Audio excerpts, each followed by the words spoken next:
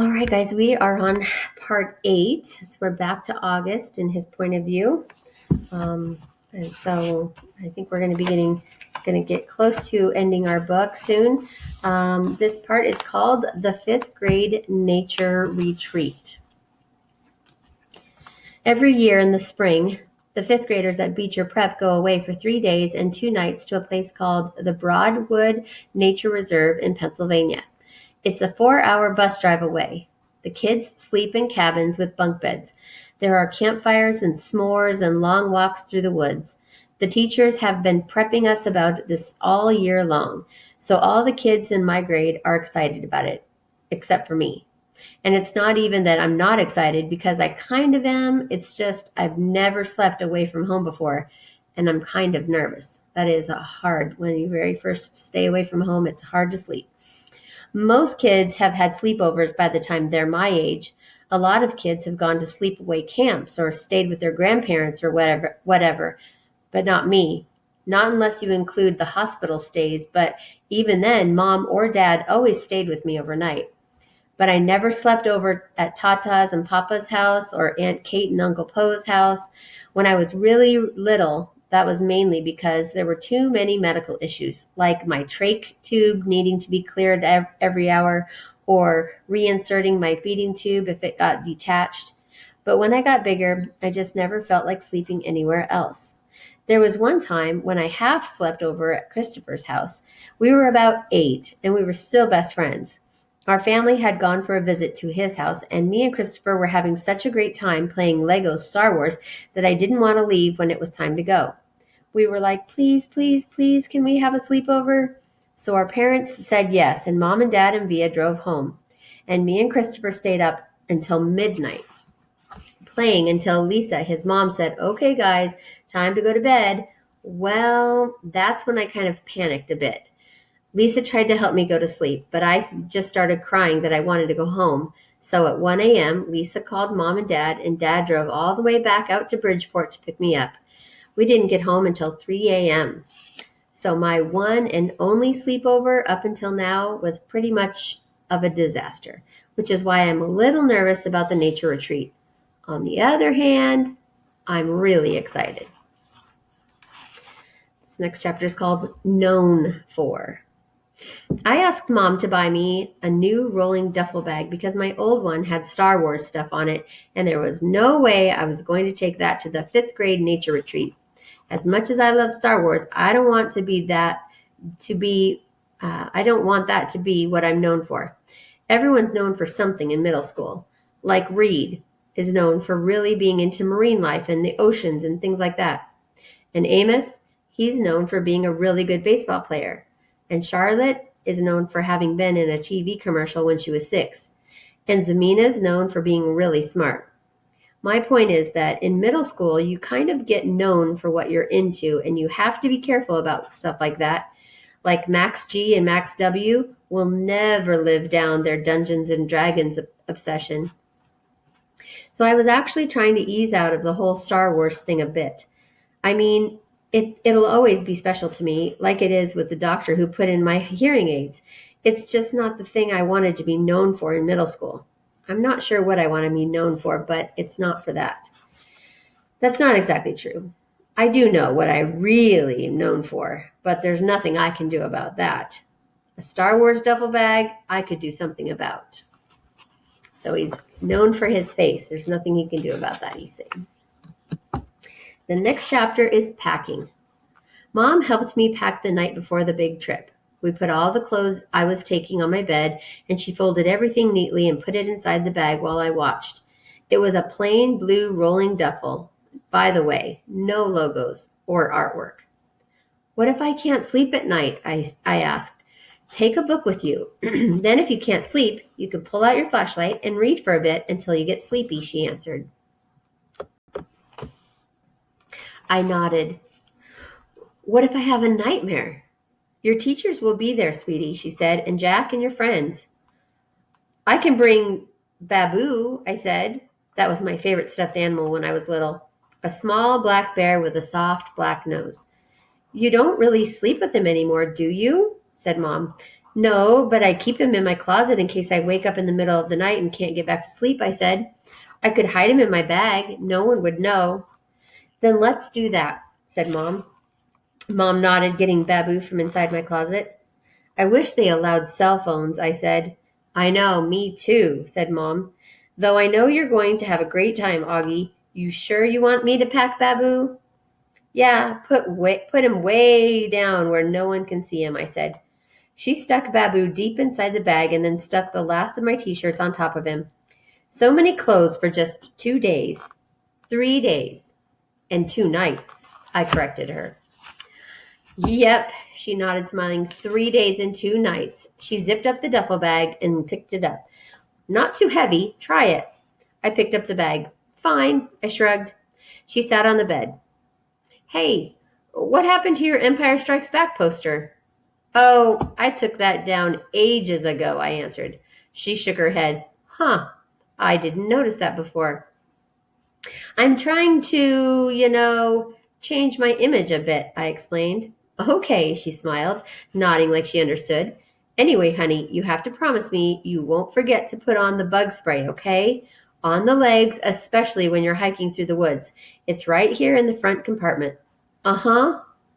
And put on your sunscreen, she said. You do not want to get a sunburn. And I repeat, do not forget to take your hearing aids off if you go swimming. Would I get electrocuted? I asked. No, but you'd be in real hot water with Daddy because those things cost a fortune. She laughed. I put the rain poncho in the front compartment, too.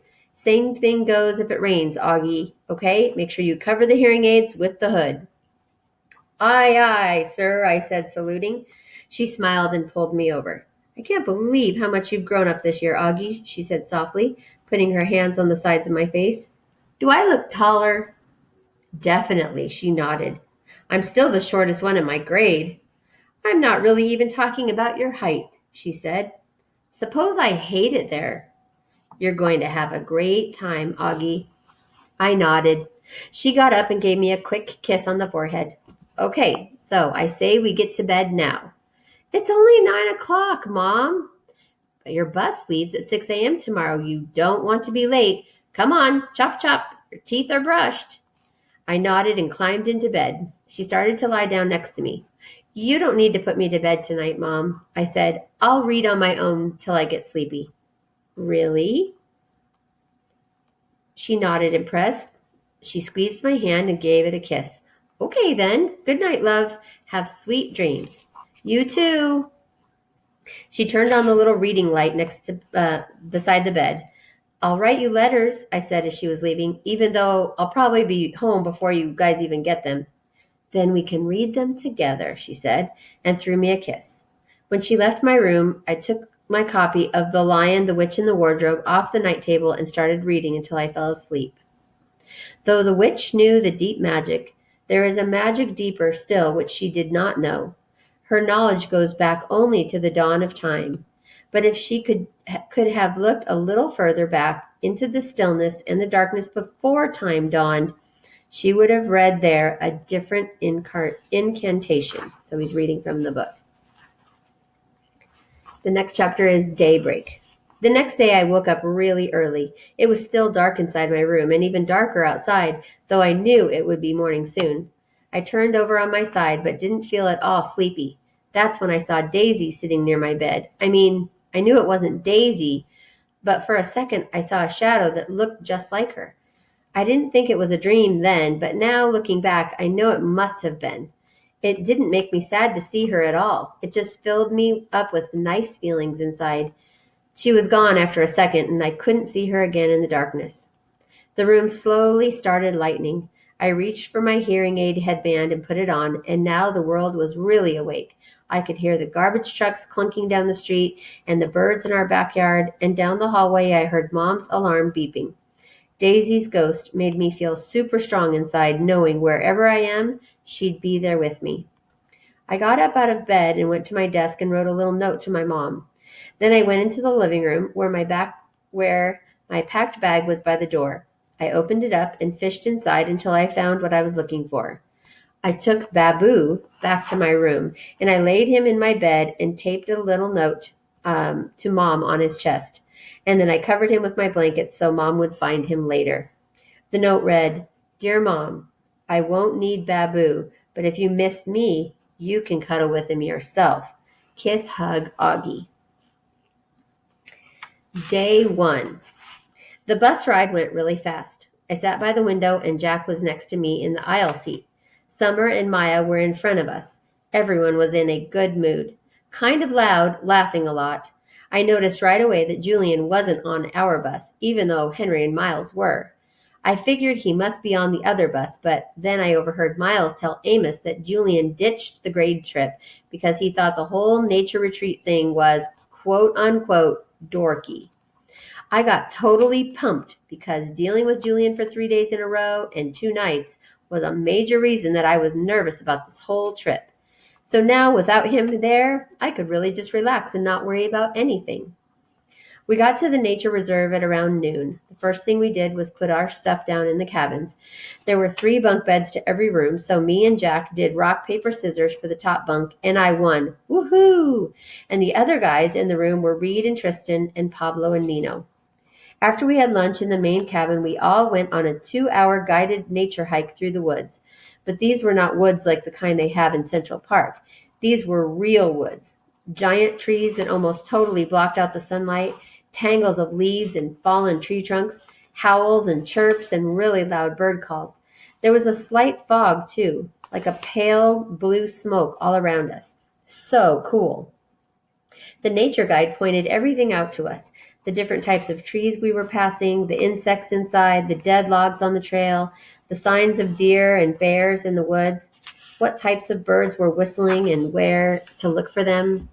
I realized that my Lobot hearing aids actually made me hear better than most people because I was usually the first person to hear a new bird call. It started to rain as we headed back to camp. I pulled on my rain poncho and pulled the hood up so my hearing aids wouldn't get wet. But my jeans and shoes got soaked by the time we reached our cabins. Everyone got soaked.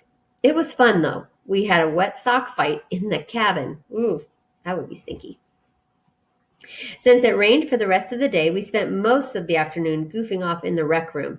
They had a ping pong table and an old-style arcade games like Pac-Man and Missile Command that we played until dinner time.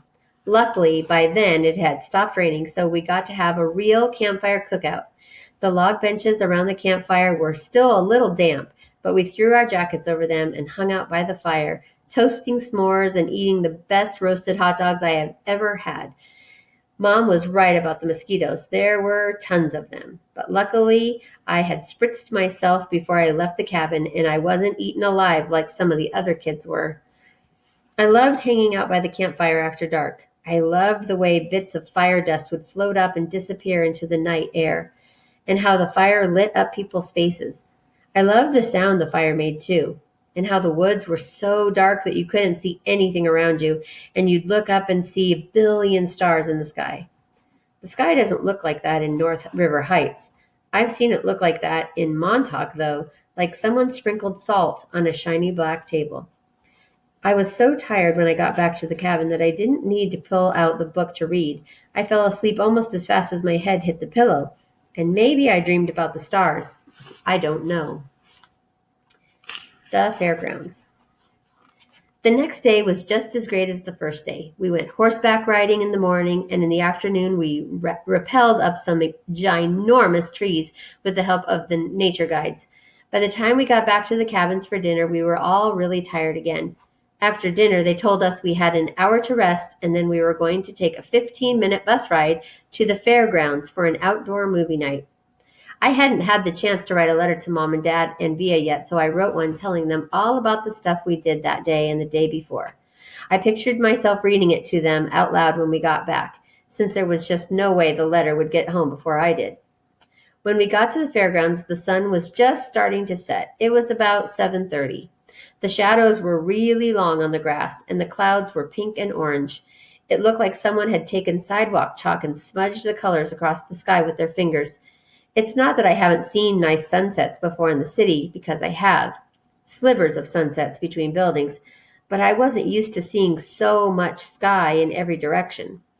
Out here in the fairgrounds, I could understand why ancient people used to think the world was flat and the sky was a dome that closed on top of it. That's what it looked like from the fairgrounds in the middle of this huge open field.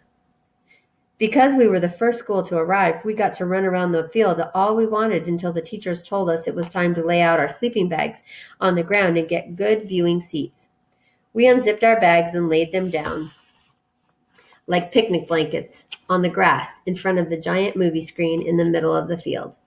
Then we went to the row of food trucks parked at the edge of the field to load up on snacks and sodas and stuff like that.